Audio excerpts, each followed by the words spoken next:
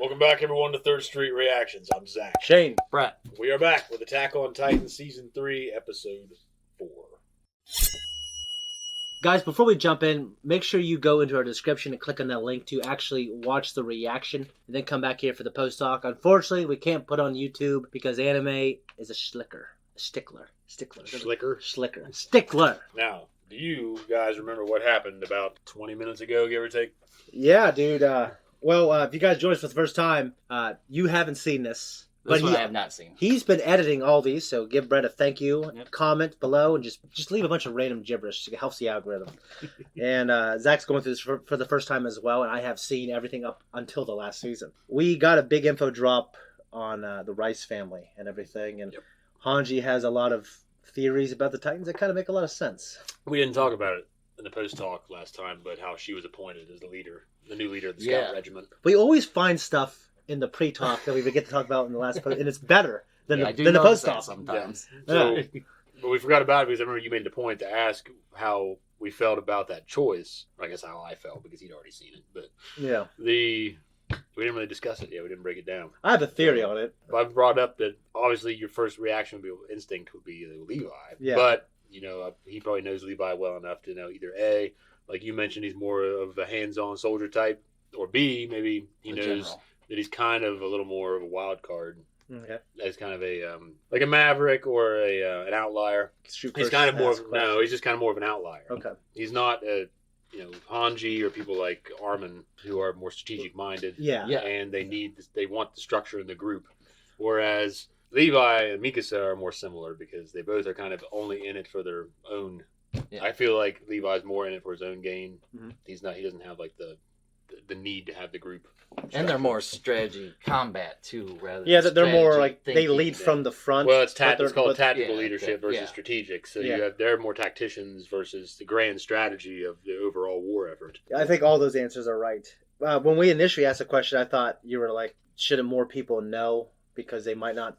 Well, I brought it up during the reaction. It's like, well, wouldn't you think there'd be a more traditional way of doing this, a formal way? Yeah. Because everyone else, she just shows up, and Ervin's gone. She's like, I'm the leader now. Yep. And it's like, okay. But he may have already told Levi, people that mattered. That was my answer to that, or the fact that Levi and Hanji and Ervin, they got so much trust between those three that they would know that she's not trying to.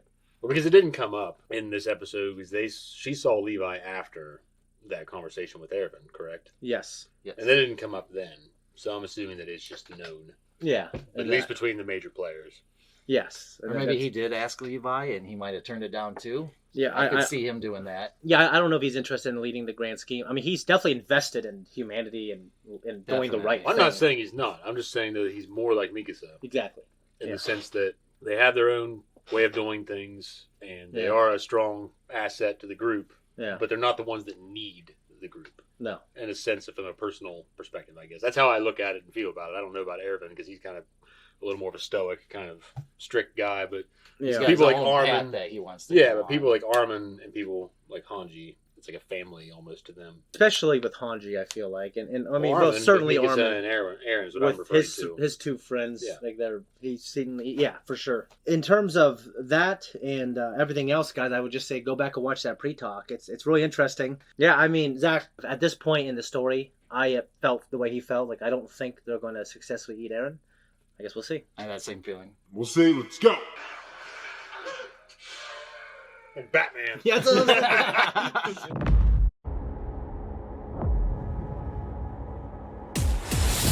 I couldn't tell you what happens next. I know the big things, but I really can't remember. I know the broad strokes. What'd you think, Zach? I thought it was good. I mean, the biggest takeaway I had was Ackerman. Yeah. I didn't catch that at all. Yeah, Kenny Ackerman and Mika Ackerman. What's the connection if there is one? She was an orphan, basically, that the family took in, right? Yeah. So, makes you wonder if he was just whoring around. And why would her name be Ackerman, though? I don't know if her mom was a whore, but I'm just assuming that Kenny was just whoring himself out. Okay. So, he doesn't seem like a guy that's going to set that. He's a random man. Yeah. Definitely Kenny? Outlaw. Yeah. Yeah. I like Kenny as a villain. I like him as a character. So far, I haven't seen much, but you kind of seen like when he's just laying there in the dirt. Yeah. And he was obviously still conscious. He was just laying there. Yeah. You know, it just, I guess it bothers me it seemed that he had this huge relationship at one time with Levi. Yeah. And that's kind of rendered moot that he's got this job and he would kill him on sight now, you know? Well, it kind of reminds me of what you would imagine between Boba Fett and Cad Bane. Well, that's essentially very similar. Or if Cad Bane actually did tutor him for some time, then after that time has passed and they meet down the road because of their, that dynamic where one of them's on obviously has a very different viewpoint than the other. Yeah. Because Cad, probably similar to Kenny from what I've seen so far, he's the same. Essentially, he's a constant. Yeah, he doesn't relish in evil. He just takes the money. Well, he's morally gray. Yeah. He's an opportunist. Yeah. So he doesn't really care. To him, it's all a job. I guess, but he also has no regard for human life. Yeah, with how I am, that'd be hard for me to do. Because Kenny was going to kill Historia and her mom. Yeah. Killed the mom and was going to kill those little kids. Yeah. So obviously he is not. And Cad was going. He captured those 4 sensitive children for Palpatine to hook up those machines. Yeah. So that's what I'm saying. They, whether or not they relish in evil is one thing, but they're definitely both very callous. Yeah. And have no regard for it. Flagle fucking stepped up in this episode. Flagle. We make fun of him. He's a fat bastard. He's crying, but he stepped up. He did. He came around. And when someone is that afraid and then they choose to be brave, I think that's always very cool. Well, it's like you've mentioned with Jordan Peterson before in the examples he's given. How do you really know if you're a good person if you don't know your capacity for evil, for bad? And then you don't really know. You're just following the rules or just following the script. So you're not really a good person. If you can't demonstrate your strength, if you can't impose yourself, then you're not really. But it doesn't mean you have to provide an example. Yeah. But if you don't know that about yourself, then how are you really that good? I mean, you're just a guy who it's like someone. Like you might be raised well, maybe you've never considered it, but I'm sure there have been plenty of people in the history of the world. I really want to hit this guy, but I can't. Yeah, that truly demonstrates control. Yeah. No, I agree. It's like there's a guy one time who told me like I've never had a desire to sleep with any women except for this one girl that I loved. And I know this person doesn't have the capacity to do that. So he's not being virtuous by saying that. He's saying that, well, I couldn't, therefore I wouldn't. And you're shitty because you do, or because you have. I don't do that. I'm just saying, like, so it's just like, well, I mean, you're not being virtuous. You're virtue signaling. That's what you're doing. Well, they're trying to, it's like a little kid in church. Yeah. Where you hear the good things, you want to do the good things. Yeah. You don't know what that means. Yeah. You just know it's what you were told is good. Yes. I did like how Hanji and the other, I can't remember his name, came down from ahead and just kicked that guy, to me, was the all-star of the episode. That guy, he's like crying. He's like, oh, thank you. Yeah. I would have died but for your ass. Thanks for coming back. I mean it, Flagle.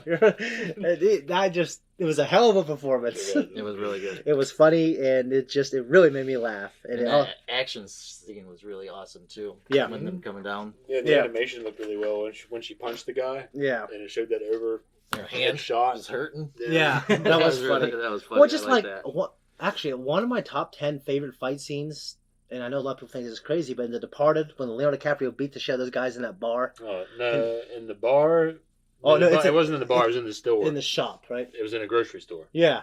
And then he has that fucking, he breaks his hand. And he's a brawler. He wasn't like perfect, he breaks his hand, so he's like. Yeah, he grabs that fucking hat rack. Yeah. And he's like beating the guy with it. Yeah, to me, I'm like, that is a fight. Or it's like a beatdown. It's a great action scene. Yeah, because it shows reality to it. Well, just like Jackie Chan, like in all his scenes, he thinks imperfection is what sells the fight. Yeah, it's when he confronts Ray Winston later. Yeah. In the bars, but you were talking about the first time because he goes after that guy that talks about the drink. Yeah. The cranberry juice. What is it? Your period? Yeah. And he fucking smacks his fucking head into the bar. Yeah. And then Ray Winston comes in. But I've mentioned before, Ray Winston is a boxer. He was. Yeah. He boxed when he was a young man, and then he retired from it because he got tired of getting punched in the face. Yeah. Ervin and his childhood friend. He obviously is obeying the king, but I think he cares about his friend Ervin. Yeah. And he's not an idiot. He's wondering what else is going on. Well, because he's talking about the beginning of the episode with the guns. Yeah. But Marlo and Hitch, and with Jean. Yeah. Yeah, Jean, like I remember the very first time I watched this, I didn't catch that was the plan. I really thought Jean was being kind of out of sorts until he started getting really crazy looking, and then I think this is like a plan. All for show. Yeah. And I think it's funny that he tripped, and I liked how Bowl Cut Man wanted to do the right thing. And I love how he said he couldn't trust him with that hair. It's the second time people made fun of his hair. It's like the 10th time me and you made fun of his hair. It's a ridiculous you fucking made fun of haircut, it a man. lot. I don't recall ever there being someone that's pulled off a bowl cut. Man, I'm sorry. I probably did as a kid. I never. Yeah, I did have Well, one. I never had the Very full on young. bowl cut. I had like straight bang cut, but I never had like a And then round the split down the full bowl middle. cut. Yeah, on the I side. the bowl cuts that I grew up with, they weren't like that. They weren't like what the barbers in the I think they started the one in the 60s and 70s. They put a bowl in It your wasn't head like the Beatles and they shaved bowl it. cut. Yeah, it was more like it was a lot more tempered down. Yeah. I just never had one just because my dad just I don't know, he always wanted me to get a haircut like his. You know, Ervin obviously, you know, he has a plan that he's gambling on, but I don't know how far he will continue to go His coup. to see it to fruition. He wants to have a bloodless coup, but I mean, obviously Levi didn't get the memo because there's no bloodless for him. And that usually No. doesn't happen either, being bloodless. Well, just like Yeah, you I can't mean, I overthrow a would, government without some blood. That's Yeah. for sure. yeah, dude, he's kicking his shell. That guy Oh, is like kind of Jesus drawn. Like Christ. he's like a cool model. You know, what I He mean? is for being like just a shitty guy. Well, it's fun. People are committed to causes. I think people should just flip like that. They should what? I'm just kidding. You hate people that are committed to causes. It's just That's a goddamn lie. well, I think it's funny that he was like getting his ass kicked, and then he was like, it seemed like he was reneging on his vow to silence, and then he heard those guys come. He's like, "You see, you're all gonna die." You know what I mean? Yeah, that was a He's good like that scene. guy in Billy Madison. You know, yelled at his kids. He Yeah. called this poop the shit poop. Yeah, you're all gonna die.